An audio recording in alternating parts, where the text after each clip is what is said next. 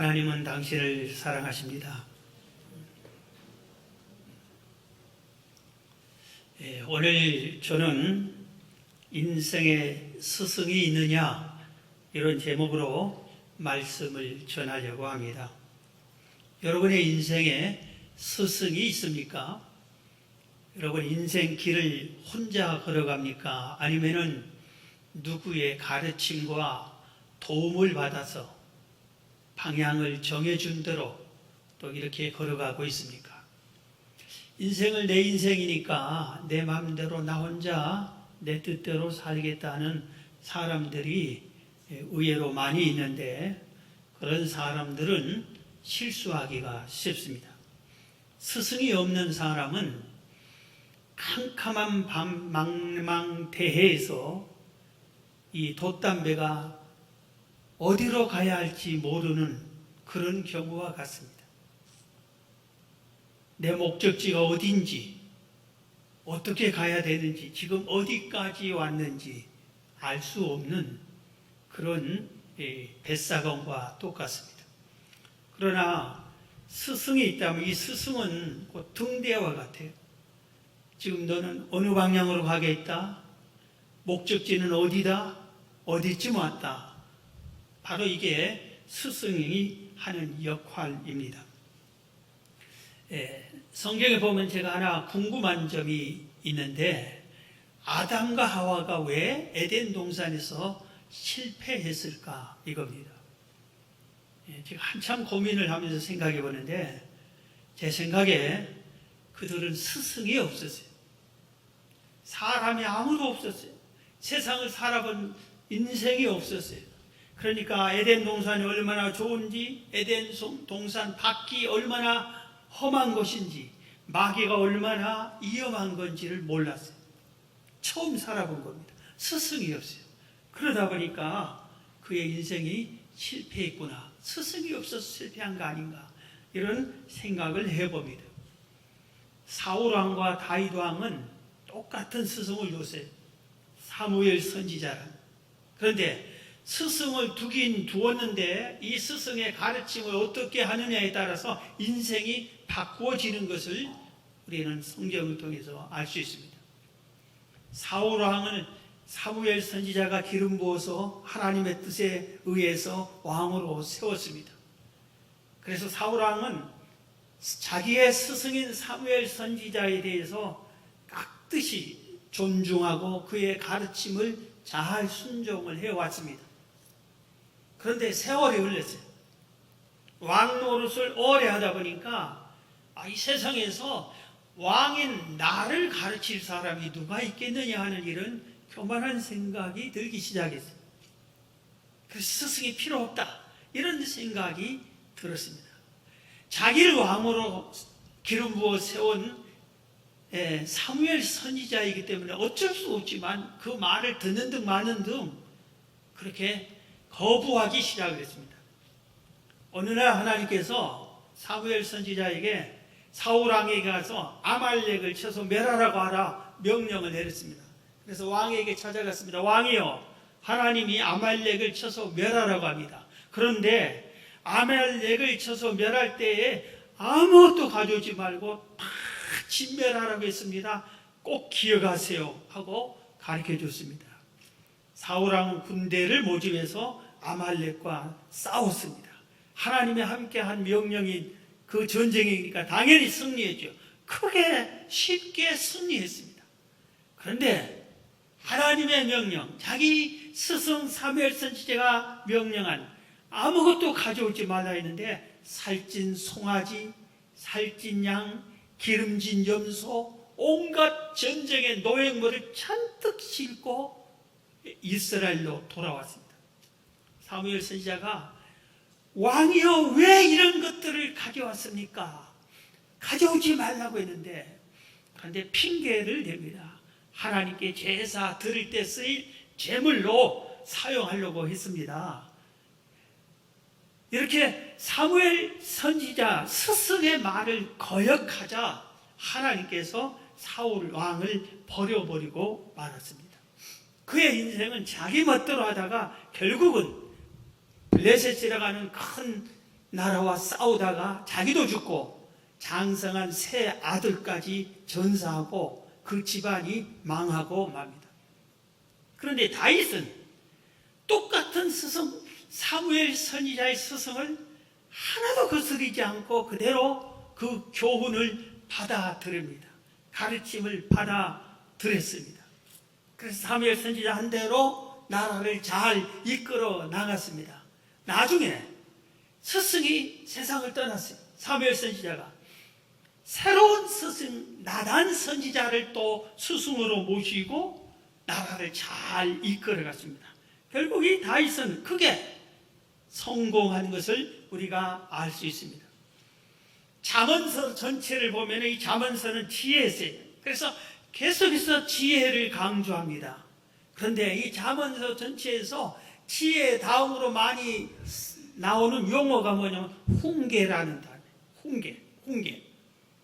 훈계, 징계, 가르침, 교훈 이런 말들이 잠언서에 수두룩하게 나오고 있습니다.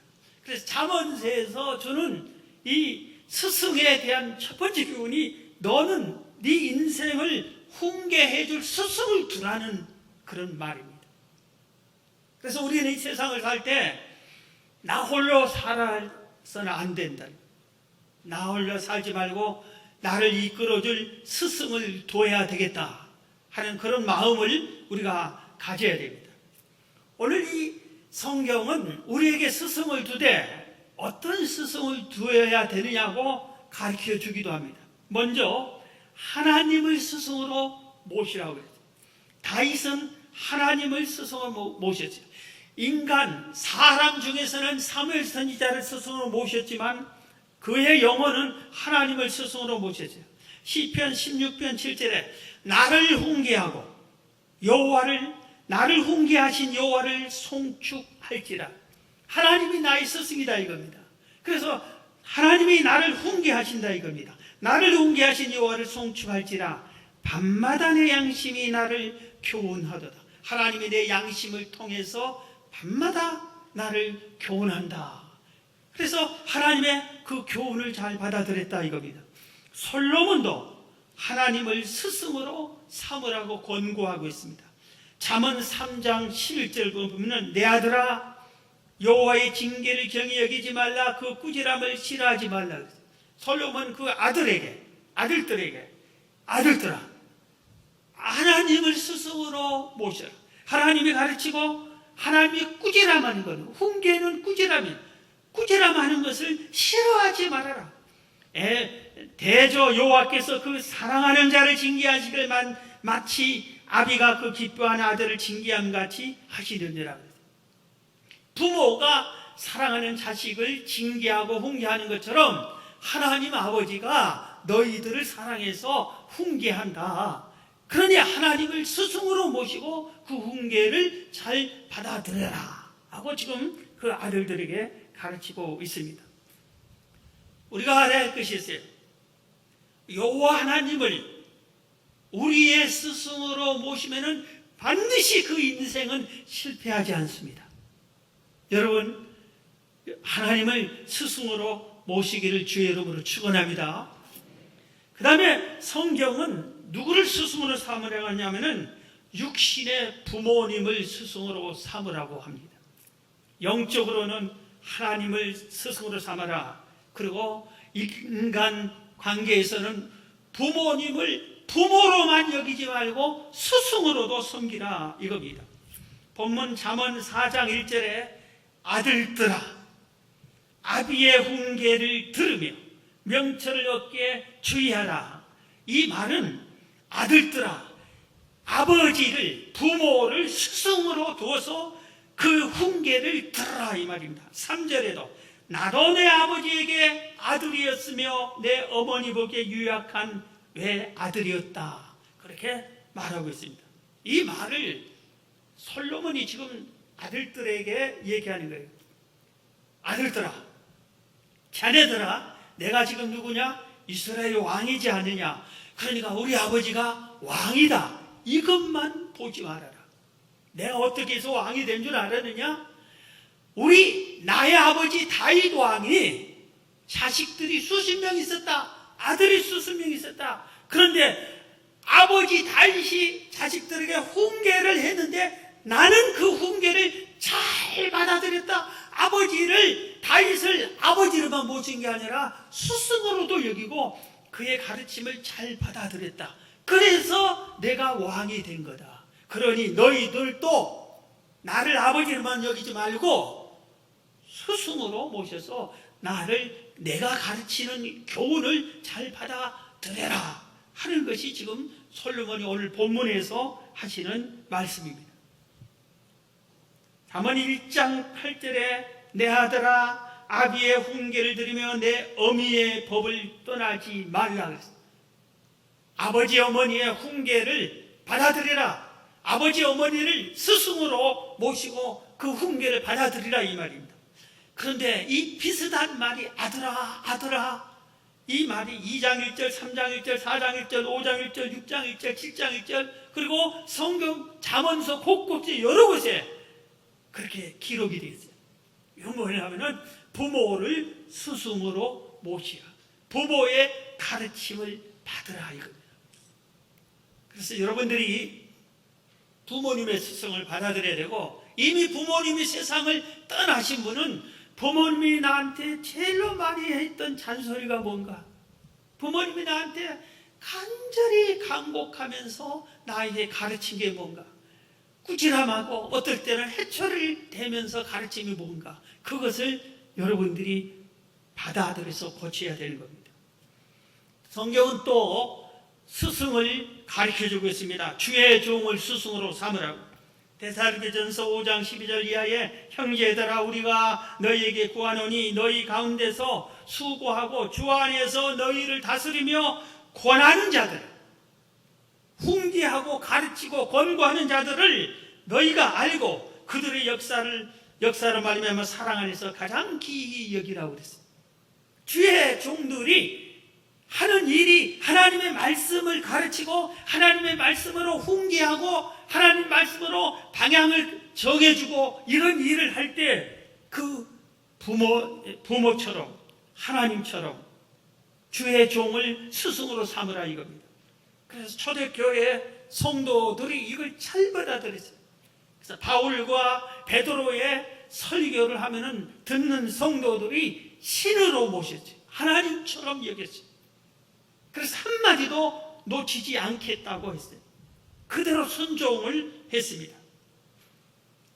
저는 개인적으로 스승을 잘 두었다고 생각을 합니다. 정말 다행스럽게 생각해요.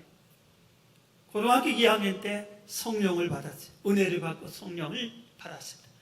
그때부터 성령 하나님을 나의 스승으로 모셨어요. 그때는 스승이라는 생각을 않고 내가 하나님 뜻대로 살아야겠다. 성령님이 역사한 대로 살아야겠다. 이 성령님은 우리 오면은 누구에게든지 성령이 여러분들에게 임하면은 우리를 가르쳐주고 깨닫게 해주고 인도해 주시고 보호해 주시고 그리고 내가 죄를 지으면 책망해 주신다고 했어. 성령이 네가 왜 그런 못된 짓을 하냐고 책망을까지 하는 겁니다. 그래서 이 성령님이 스승이 된 겁니다. 그 다음에 성경 말씀을 스승으로 삼았어요. 어떻게든지 내가 성경대로 살아야 되겠다. 성경대로 믿고 성경대로 살아야 되겠다. 그래서 이 성경이 가르친 대로 살려고 애를 썼어요. 그 다음에 한 가지 더 기도는 하나님을 스승으로 모신 아버지를 스승으로 모신 것. 기도에서 하나님의 뜻을 찾기를 애썼고 그 뜻을 찾으면 절대 순종을 했고 또 내가 스승으로 정말 모신 것이 책이었습니다. 그래서 책 속에서 많은 것을 배우고 가르침을 얻으려고 노력을 했습니다. 여러분 우리가 어떻게 유명한 에이브럼 링컨을 만날 수 있습니까? 이순신 장군을 어떻게 만날 수 있습니까? 그런데 책 속에서 그분들의 가르침을 다 배우는 겁니다. 그래서 책을 사랑하고 책을 모으고 점심을 굶더라도 책을 사고 그 책을 읽고 거기서 깨달음을 얻고 책의 교훈을 받아들려고 했었습니다. 그리고 목회를 하면서부터는 목회자 중에서 몇 분을 스승으로 정했습니다. 그리고 저분에게서는 저걸 배우고 이분에게서는 이걸 배워야 되겠다, 이렇게 한 겁니다. 여러분, 인생을 살아갈 때 내 인생 내 마음대로 내 혼자 살겠다는 사람은 상당히 고독하면서도 불안하고 두려움을 느끼고, 혼자 사는 사람은 실패하기가 쉽습니다. 그러나 스승을 둘 때, 내가 모를 때 스승을 통해서 가르침을 받고 스승을 통해서 지도를 받고, 내가 잘못하면 스승이 책망해주고, 이 스승이 있는 게 얼마나 다행스러운 것이 모릅니다. 오늘 여러분들도 하나님을 스승으로, 성령님을 스승으로 삼아, 또 사람 중에서도 신앙생활의 본이 되는 사람, 삶의 본이 되는 사람, 이렇게 스승을 두어서 스승의 가르침을 받기를 주의 이름으로 축원합니다. 두 번째, 우리가 오늘 본문에서 꼭 배워야 할 것은 스승을 두기만 하고 끝나는 게 아니라, 스승을 좋아하기만 하면 그건 아무 소용없어요. 스승으로부터 훈계를 받으라 이겁니다. 가르침을 받아서 내 것으로 만들라 이겁니다. 이걸 잘하면은 스승이 제자보다 더 잘 될 수도 있습니다. 오늘 본문 4장 4절에 아버지가 내게 가르쳐 이르기를 내 말을 내 마음에 두라, 내 명령을 지키라. 내가 너희가 훈계한 걸 지키라. 그리하면 살리라 그랬어요. 13절에도 훈계를 굳게 잡아 놓치지 말고 지키라. 이것이 내 생명이다. 훈계를 스승만 두고, 우리 스승은 누구야만 두고, 그게 아니라 그가 가르친 것을 받아서 지키라 이겁니다. 20절에도 보면 내 아들아 내 말에 주의하며 내가 말하는 것에 내 귀를 기울이라. 그것을 내 눈에서 떠나게 하지 말며 내 마음속에 지켜라. 그것을 얻은 자에게 생명이 되며 그 온 육체의 건강이 됨이니라. 스승의 교훈을 그대로 받아서 내가 지키는 겁니다. 여러분, 누가 여러분들을 훈계해 주죠? 누가 여러분들을 가르쳐 줘요? 누가 여러분들이 잘못하면 책망해 줍니까? 아무나 하지 않습니다. 여러분을 사랑하는 사람이 해줘요. 여러분에게 관심이 있는 사람이 그렇게 해줘요. 여러분이 잘 되기를 간절히 소망하는 사람이 그렇게 해주는 겁니다. 그렇기 때문에 여러분들이 스승이 책망하고 훈계하거들랑 고맙게 여겨요. 감사하게 여겨야 됩니다. 그러나 이 시대 사람들은 훈계를 들으려고 하지 않습니다. 그리고 훈계를 거부합니다. 훈계하면은 싫어합니다. 때로는 심지어 훈계하면은 대적하기도 합니다.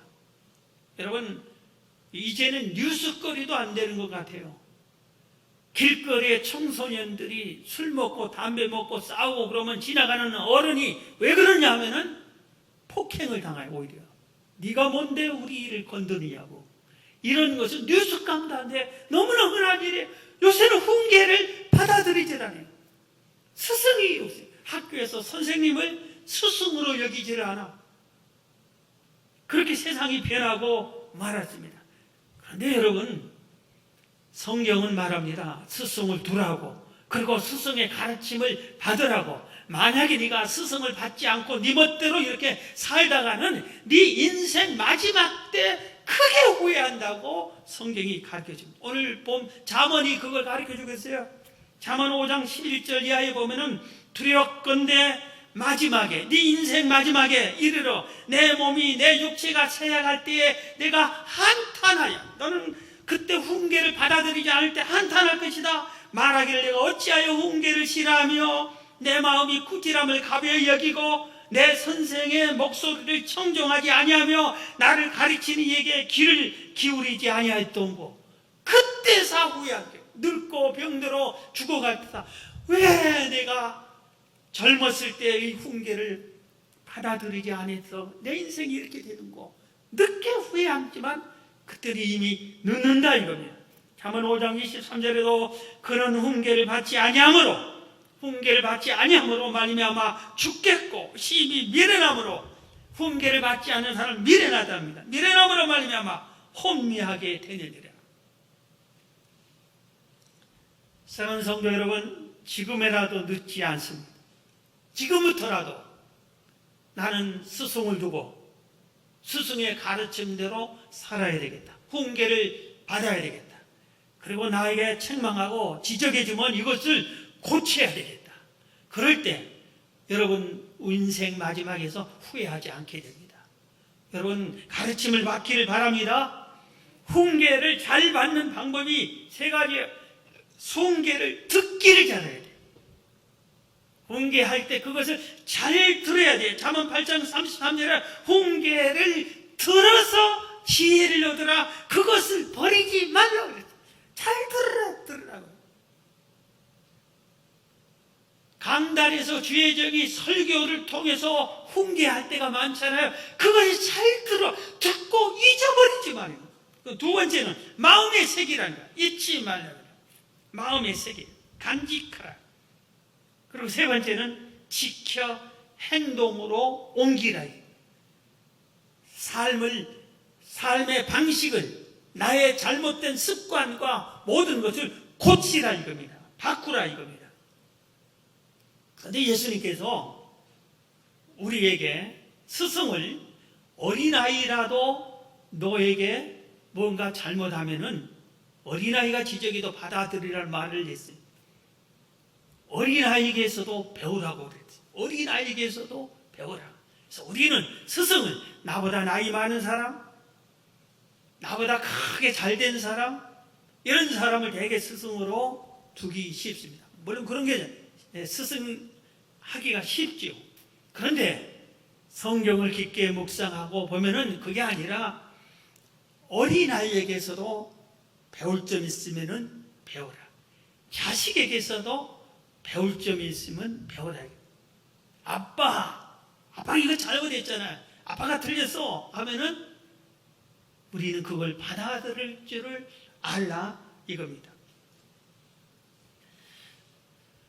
오늘 솔로몬이 오늘 자기 아들들에게, 오늘 본문 잠언 4장에서 아들들아 내가 너희를 훈계하니니 훈계를 꼭 들어라. 나도 아버지 훈계, 다윗의 훈계를 받아서 오늘은 내가 됐다. 그러니 너희도 훈계를 들어라 하면서 여러 가지 훈계하는데 그 중에 딱 한 가지 제일 먼저 말하는 것이 뭐냐면은 지혜를 얻어라 그랬어요.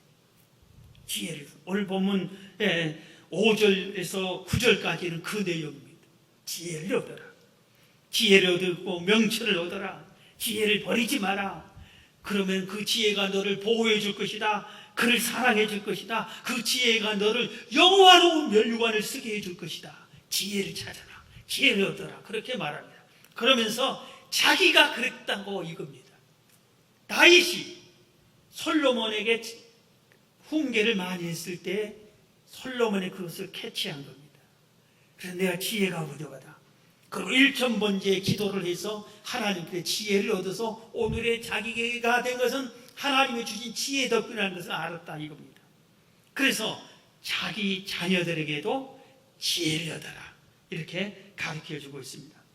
여러분 훈계를 지키지 않으면 잠언 후반부에도 또 그런 말을 잠언 13장 18절에도 훈계를 저버리는 자에게는 궁핍과 수욕이 일거니와 경계를 받는 자는, 훈계를 받는 자는 존용을 받느니라.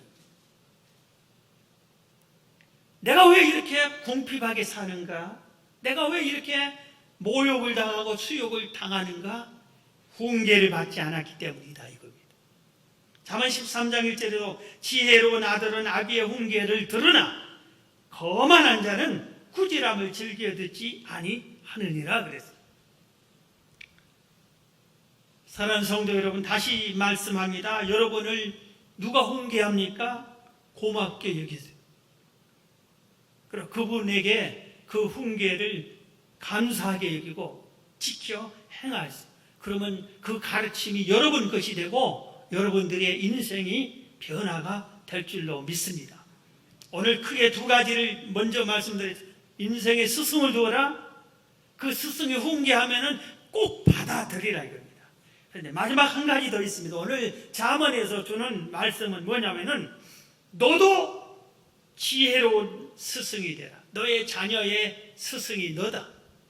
너도 지혜로운 스승이 되어라. 이것을 가르쳐주고 있습니다.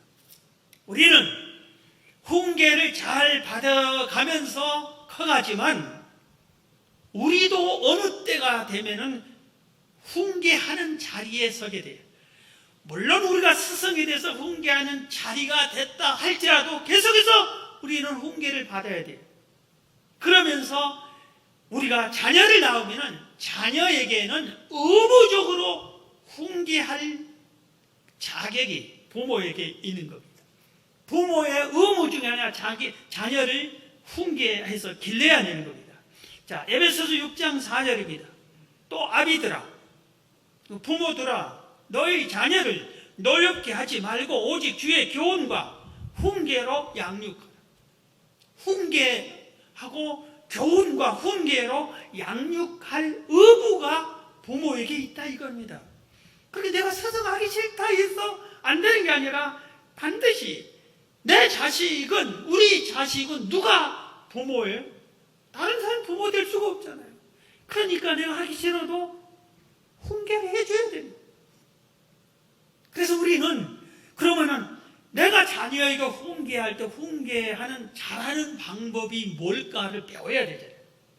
그래서 성경에서 훈계를 잘하는 방법도 가르쳐주고 있습니다. 4가지 있어요. 훈계를 잘하는 방법.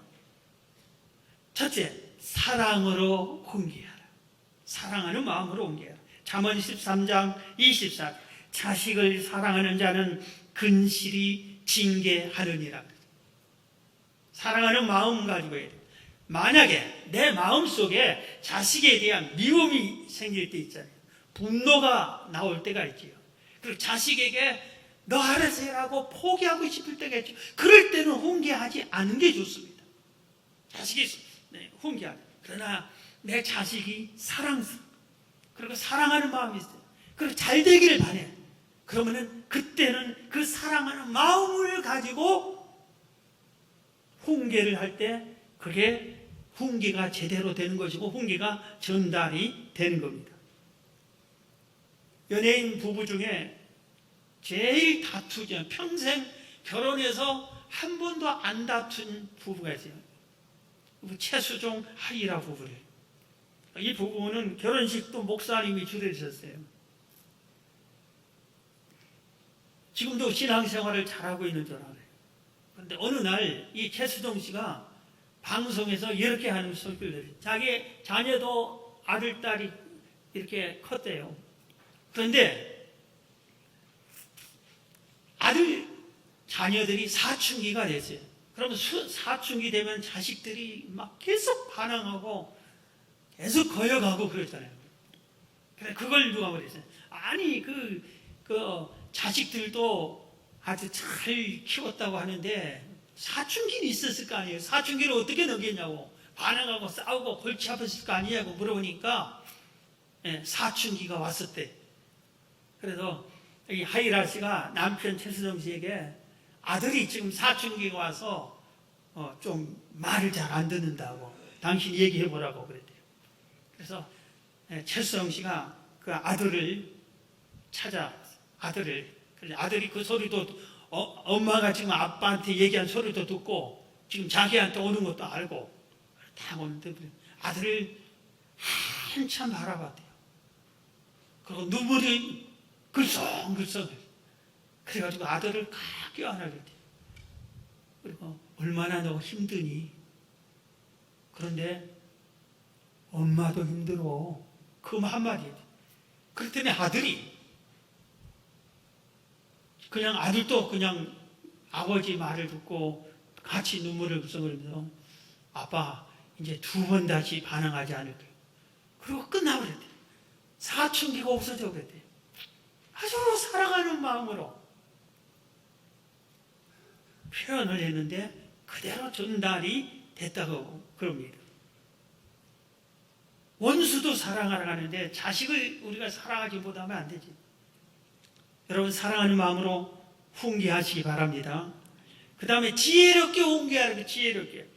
잠언 13장 14절에 지혜 있는 자의 교훈은, 지혜 있는 자의 훈계는, 이 말이에요. 생명의 세민이 사망의 그물에서 벗어나게 하느니라. 지혜롭게 훈계하면은 사망에서 건져내 생명을 얻게 해준다, 이 말입니다. 얼마나 이게 중요한지 몰라요. 우리가 잘 아는 대로 다윗 왕이 큰 실수를 했어요. 우리아의 아내 바세바를 범했어요. 그런데 그의 스승, 대스승 사무엘 선지자는 이미 세상을 떠나고 없어요. 그런데 나단 선지자를 다윗은 스승으로 또 모신 겁니다. 나단 선지자가, 만약에 나단 선지자가 와서, 나단 선지자는 다윗보다 분명히 나이도 어렸을 거예요. 그리고 경험도 부족했을 거고, 다윗은 위대한 온 국민이 칭송받는 왕이고, 자기는 무명 선지자에 불과하는 거예요. 그런데 만약에 이 나단 선지자가 와서 다윗 왕에 가서 다윗 왕이 돼가지고 어떻게 부하의 아내를 범하느냐, 이 못된 놈, 나쁜 놈, 하나님이 너를 벌 주기를 원한다, 이런 식으로 책망을 했다면은 순간 다윗 같은 사람도 감정이 폭발해서 저놈 죽여버려라 하면은 나단 선지자가 죽임을 당했을지도 모를 겁니다. 그런데 나단 선지자는 그렇게 미련하게 책망하지 않았어요. 미련하게 훈계하지 않았어요. 어떻게 했어요? 우리가 잘 아는 대로 왕을 딱 찾아가서 어떻게 찾아오셨냐 하니까 제가 할 얘기가 있어서 왔다. 무슨 말씀이냐 하니까 어느 마을에 큰 부자가 살았고 아주 가난한 사람이 살았습니다. 한 동네에서. 부자는 소도 양도 염소도 아주 가축도 오합 넘치게 많이 있는 사람입니다. 그런데 가난한 사람은 양새끼 한 마리밖에 없습니다. 그런데 어느 날 이 부자의 손님이 찾아왔어요. 그런데 이 부자가 손님을 대접하려면 자기 수많은 짐승 중에서 한 마리 잡아서 대접해야 되는데 그러지 않고 딱 양새끼 한 마리를 보는 이 가난한 사람은 양새끼를 뺏어가지고 손님을 대접했습니다. 하니까 다윗이 화가 나가지고 분노하면서 이런 나쁜 놈이 어디 있냐고, 저 부자 그러면 당장 죽어야 마땅하다고, 그리고 4배로 갚아줘야 된다고 그렇게 얘기합니다. 이때 나단 선지자가 다윗, 네가 바로 그 사람이 아니냐, 너는 첩도 아내도 여러 명 있는데 어떻게 네 신하의 아내 우리야 아내 한 명밖에 없는 우리 아내를 뺏었느냐 하고 책망을 하니까 다윗이 그 자리에서 꼬꾸라뜨리고 회개하고 뉘우친 겁니다. 나단 선지자가 지혜롭게 훈계한 게 책망한 겁니다. 어쩌면 다윗이 지혜로운 스승을 나단을 지혜로운 스승을 둔 겁니다. 그 덕에. 그래서 다윗은 하나님으로부터 용서를 받습니다. 물론 채찍도 받지만 용서를 받고 이후에 2번 다시 실수하지 않고 끝까지 하나님의 큰 위대한 사랑으로 생을 마감하게 되는 겁니다. 우리가 훈계할 때 지혜롭게 내 감정, 내 폭발, 내 생각대로 남의 말 듣고 그렇게 하지 마. 하나님께 어떻게 할까요? 물어보고 지혜롭게 해야 돼. 자, 세 번째, 어떻게 훈계를 우리가 잘하고 좋은 스승이 될 성경으로 훈계해야 돼. 디모데후서 3장 16절에 모든 성경은 하나님의 감동으로 된 것으로 교훈과 책망과 바르게 함과 의로 교육하기에 유익하다. 성경이 책망하고 사람을 책망하고 교훈하고 바르게 하고 의롭게 키워가는데 성경보다 더한 것이 없다 이겁니다. 그래서 우리가 자녀를 붙잡는 이게 옳다, 옳은 소리를 아무리 해도 잘 안 듣잖아요. 그러지 말고 어떻게 해야 돼? 성경으로 해야 돼. 그래서 시도 때도 없이 성경 들고 하면 또 거부해요. 그러니까 지혜롭게 해야 돼. 어떻게? 가정 예배를 드리자. 교회에서 또 가정 예배를 계속 드리라고 하지 않느냐. 우리 가정 예배를 드리자. 가정 예배를 드리면서 그 성경 그날 들은 본문에서 이 성경 본문이 이력을 가르치구나. 그럼 나도 받아들이고 엄마도 받아들이고 너희들도 받아들이고 성경이 가르치고 성경으로 우리가 배우자. 성경으로 이렇게 훈계할 때 아무도 거역하지 않습니다. 역사상 성경의 훈계를 받은 사람은 다 훌륭한 사람이 됐어요. 이 가정예배가 너무 이렇게 소중한 겁니다. 마지막으로 본을 보여야 돼요. 가장 좋은 교육은 부모나 스승이 모범을 보이는 것입니다. 말로 훈계하는 것보다 삶으로 보여주는 것이 가장 강력한 훈계 방법입니다. 우리 조선시대에 두 사람의 명필가가 있어요. 아주 거의 비슷한 훌륭한 명필가. 한 사람은 한석봉, 한 사람은 김정일. 그런데 이 한석봉의 훌륭한 이 글씨는 중국과 일본에까지 소문이 났어요. 그래서 왕의 모든 것을 글로 쓰고 전달하는 일을 이 한석봉이 했어요. 이 한석봉이 이렇게 훌륭한 글을 쓰는 사람은 되는데 그의 어머니의 훈계가 통했기 때문에 어머니가 아주 가난했어요. 그 집이 가난했어요. 그래도 내 아들을 공부를 시켜야 되겠다고 서당에 훌륭한 선생님 밑에서 글을 배우게 했습니다. 그리고 떡을 판매해서는 그런 어려운 일을 하면서 공부를 시켰어요. 어느 날 갑자기 예약 없이 아들이 그냥 집으로 돌아왔습니다. 왜 왔느냐 하니까 자, 배울 거 다 배웠다고. 그리고 어머니가 이렇게 가난하고 힘들어하는데 내가 그만 배우고 싶다고 그럽니다. 근데 다 배웠다고 하니까 그러면 우리 한번 나랑 같이 이거 얼마나 배웠는지 한번 겨뤄보자. 불을 끄고 나는 떡을 썰고 너는 글을 썰어. 그래서 불을 끄고 어머니는 떡을 썰었습니다. 그리고 한석봉은 글을 썼습니다. 자신만만하게 글을 써가기 시작했어요. 불을 켜보니까 어머니는 불을 끄고 떡을 썰었는데도 똑같이 비슷하게 잘 썰어졌는데 자기 글씨는 비틀비틀 아주 글씨가 엉망으로 됐어요. 그때 깨닫고 내가 눈을 감고라도 정확하게 쓸 수 있는 글을 쓰는 선비가 되야겠다. 이렇게 해서 다시 공부를 해서 훌륭한 이런 서예가, 명필가가 되었습니다. 사랑하는 성도 여러분, 우리는 죽을 때까지 스승을 줘야 돼요. 죽을 때까지. 그리고 배우려고 하는 욕심이 있는 사람이 인생을 바르게 사는 거예요. 하나님을 스승으로 두시고 성경을 스승으로 삼고 주의 종을 스승으로 삼고 강단에서 나온 말씀을 스승으로 삼고 또 여러분 인생에서 장사하는 사람은 장사를 아주 모범적으로 잘하는 사람을 스승으로 두면 좋아요. 이렇게 좋은 사람을 스승으로 해서 가르침을 받아야 됩니다. 그 다음에 우리도 스승이에요. 가만히 있어도 스승이에요. 여러분 기관 회장은 회원들의 스승이에요. 목자는 목원들의 스승이에요. 의무적으로 자식들의 스승이에요. 스승은 훈계를 해야 되는 거예요. 하기 싫어도 해야 되는 거예요. 안 하면 자식이 엉망진창이 되는 거예요. 그럼 훈계할 때 오늘 말하는 그대로 사랑으로 지혜롭게 성경으로 본을 보이면서 훈계하면은 그 훈계가 잘 되어갈 겁니다. 오늘 이 말씀 듣고 여러분 모두가 인생을 승리하는 인생이 되시기를 주의 이름으로 축원합니다. 하나님 아버지 감사합니다. 우리 인생에 스승을 두고 이 스승의 교훈을 잘 가르쳐 받아들이게 하시고 또 우리도 좋은 스승이 될 수 있는 귀한 말씀 우리에게 이루어 주옵소서. 예수님의 이름으로 기도하옵나이다. 아멘.